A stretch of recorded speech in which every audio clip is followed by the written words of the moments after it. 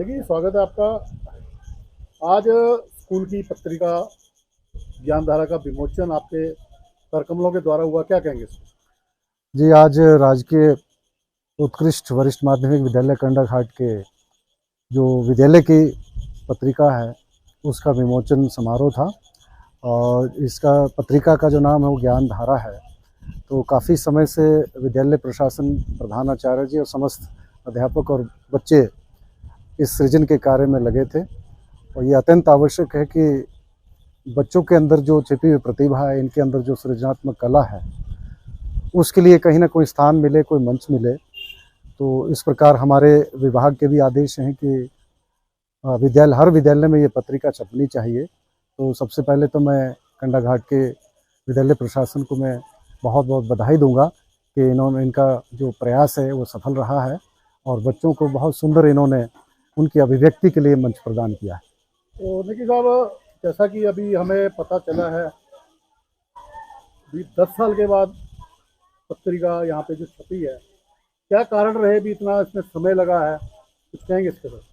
जी, पिछले जो इतना अंतराल क्यों लिया, क्या लिया, ये तो एक अलग विषय है।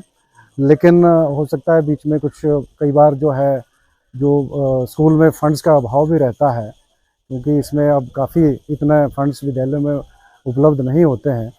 लेकिन अभी जब से मैडम यहाँ पे आभा जी आई है, इन्होंने अथक प्रयास किया है और जो एक परंपरा थी विद्यालय की उसको उन्होंने पुनर्जीवित किया, पुनर्प्रतिष्ठित किया है। इस बात के लिए इनको बधाई।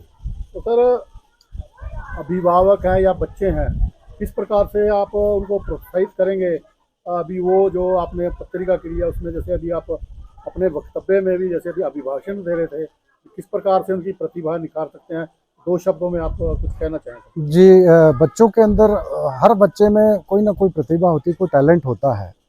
ये हम सब का एक सामूहिक प्रयास होता है, चाहे अध्यापक है, चाहे हमारे माता पिता है, अभिभावक हैं, कि बच्चों को हम स्थान दें, उनको मंच दें और उनकी बातें हम सुने और उनको अभिव्यक्ति का जो अवसर हमें देना चाहिए।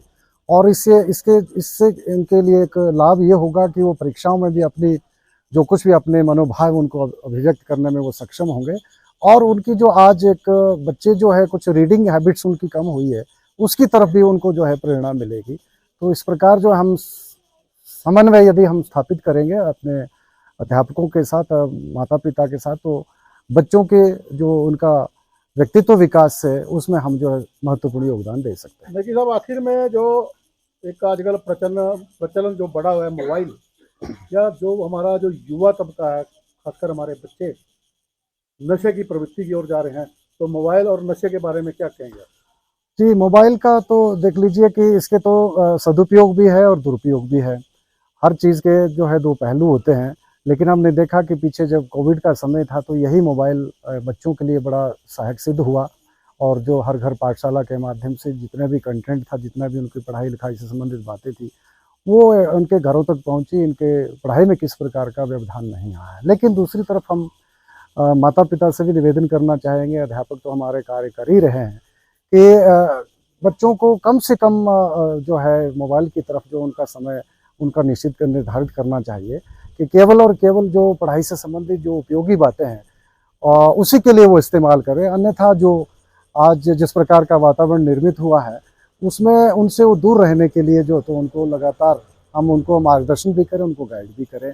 लेकिन एक बात हमारे जो समाज में फैली है कि जो नशे की जो प्रवृत्ति है, ये हम सब के लिए चिंता का विषय है। इसमें हम सभी प्रयासरत हैं, हमारे जिला के प्रशासन, हमारे पुलिस विभाग, हमारे अध्यापक साथी, सारे मॉर्निंग असेंबली से लेकर जितनी भी गतिविधियां हमारी होती है कि बच्चों के ऊपर नज़र रखी जाती है। और जो जितने भी हमारी एक्टिविटीज़ है विद्यालय में, चाहे वो नारा लेखन है, चाहे वो रैलीज़ हैं, इस प्रकार से हम गतिविधियां करके इनको जागृत कर रहे हैं, इनको शिक्षित कर रहे हैं कि आप इस प्रकार की दुष्प्रवृत्ति के जो है उसकी ओर आकर्षित ना हो और अपने जीवन को संवारें, सुधारें।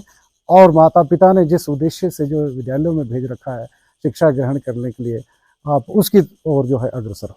अंत में नेगी साहब, जैसा कि हमें पता चला है कि आप एक अच्छे कवि भी हैं, तो मैं चाहूँगा भी हमारे दर्शकों के लिए आप 2 लाइनें जरूर बोलें। जी, मैं कुछ लिखता रहता हूँ फेसबुक के माध्यम से भी, और कुछ मेरी अपनी 2-4 किताबें भी छपी है। पहले मैं इंग्लिश में लिखता था, आजकल मैं थोड़ा गज़ल्स और इस प्रकार की जो ये हिंदी काव्य है उसकी ओर मेरी अभिरुचि पैदा हुई है।